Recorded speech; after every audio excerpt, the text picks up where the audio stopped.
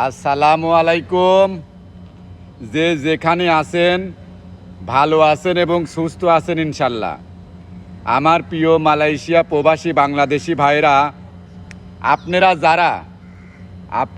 যারা আমার কাছে অলরেডি পাসপোর্ট ভিসার ফটোকপি দিয়েছেন, তাদের আগামী সোমবার থেকে আমি কাজের জন্য বিভিন্ন কোম্পানি এবং বিভিন্ন সেক্টরে যে সকল ভাইদেরকে কাগজপাতি দিয়েছিলাম, তাদের কাজের ব্যবস্থা হয়েছে ইনশাল্লাহ।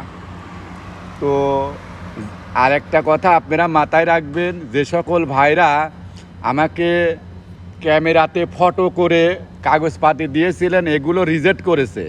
তো অনুগ্রহ করে আপনারা যারা কাগজপাতি দিয়েছেন সবারই কাজ হবে। তো আপনারা পিডিএফ ফাইল অর্থাৎ পাসপোর্ট